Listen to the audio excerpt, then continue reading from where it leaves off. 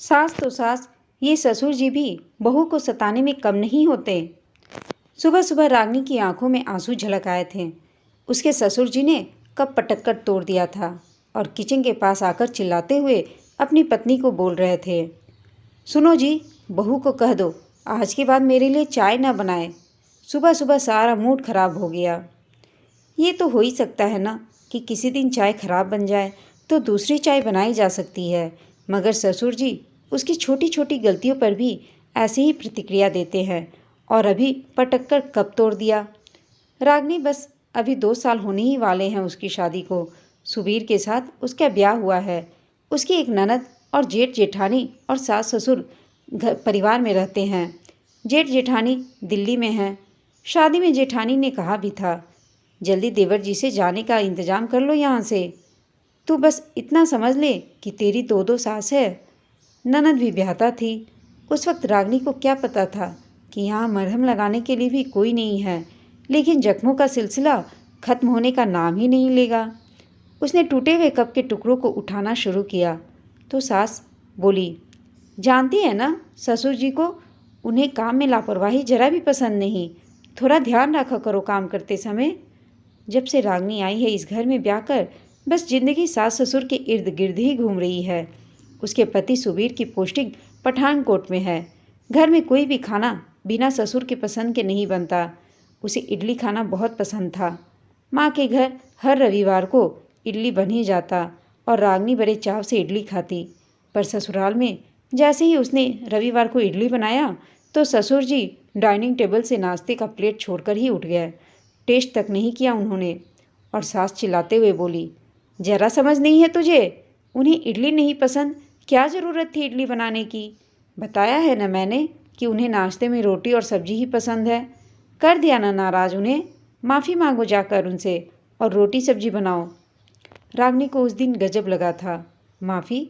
माफ़ी किस बात की? इडली भी तो खाना है। रोटी सब्जी बना दूंगी, पर माफ़ी किस बात की मांगूं? खैर, सास ने माफ़ी मंगवाकर ही दम लिया और कहा, बहू, इस घर में बसना है तो गले की आवाज़ जितनी धीमी रखोगी सुखी रहोगी। देखो, ससुर जी से बिना पूछे कोई खाना नहीं बनेगा इस घर में, और हर काम समय से कर लेना, वरना इनके गुस्से से मैं भी नहीं तुम्हें बचा सकती, और माफ़ी मांगने से ये माफ़ भी नहीं करेंगे। रागनी समझ नहीं पा रही थी अपने सास ससुर के स्वभाव को। एक दोपहर वह सोई हुई थी। काम करके इतनी थकी थी कि उसे बिस्तर पर जाते ही नींद आ गई। अचानक उसके दरवाजे पर दस्तक हुई। देखा तो ससुर जी थे। वो हड़बड़ाकर उठ गई। जी पापा जी, उसने कहा। ससुर जी ने कहा, बिना बाहर के कपड़े उठाए सोने की हिम्मत कैसे हुई तुम्हारी? देखो तुम्हारी सास कपड़े उठाने जा रही है।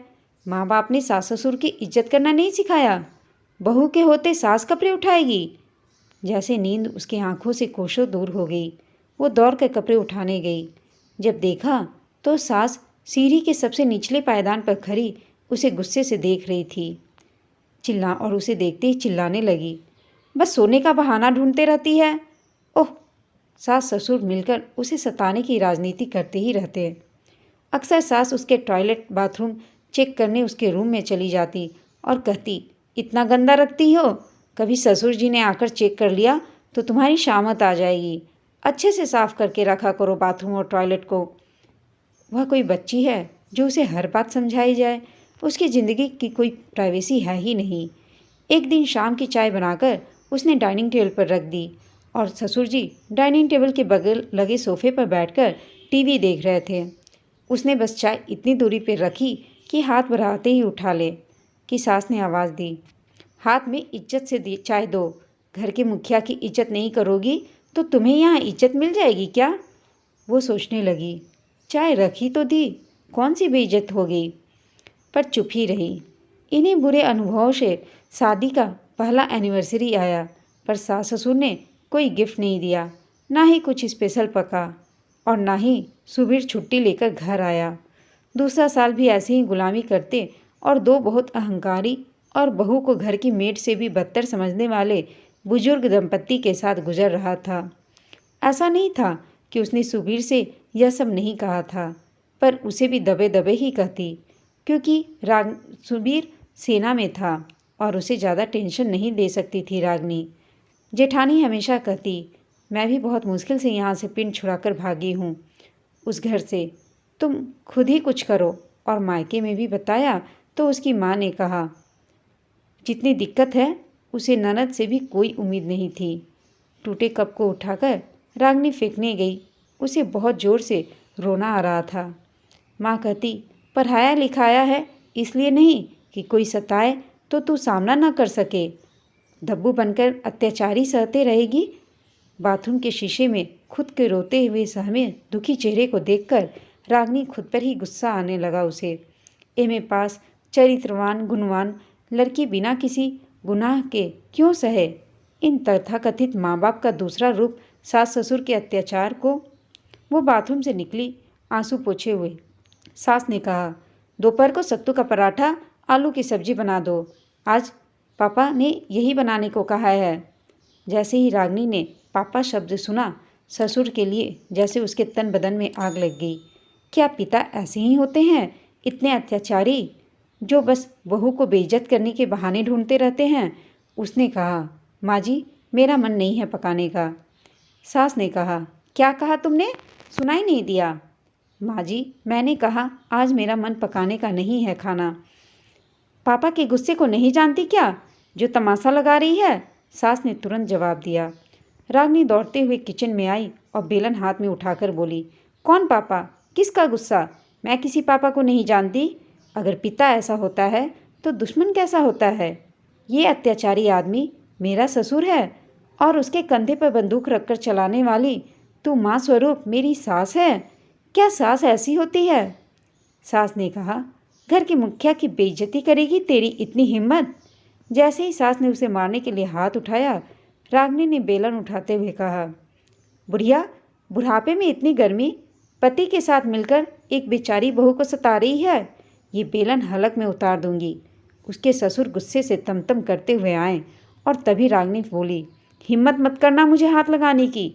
100 नंबर ऑटो डायल में फ़ोन लगा हुआ है, 1 मिनट में डायल होते हुए पुलिस आ जाएगी और बहू पर शारीरिक मानसिक अत्याचार करने के जुर्म में थाने ले जाएगी।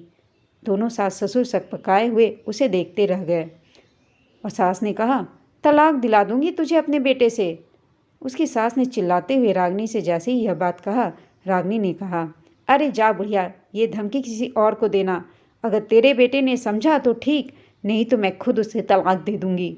अकेली बहू को रखकर सताती है। जब तुम दोनों को बुढ़ापे में इतना अहंकार है तो मैं भी अभी युवा और पढ़ी लिखी हूँ। इतने दिन मर्यादा और संस्कार ढोकर चुप क्या रही कि तुम लोगों ने मुझे मरा हुआ ही समझ लिया और अत्याचार पर अत्याचार करते रहे। अब और नहीं, तुम दोनों सुधरे तो ठीक, नहीं तो अब आगे के रास्ते तुम दोनों के विरुद्ध लेने में चूकूंगी नहीं मैं। रागनी ने अपनी आंखों के बहते आंसू पोंछ लिए और फिर उस दिन से उसके सास ससुर ने उसे सताना भी बंद कर दिया।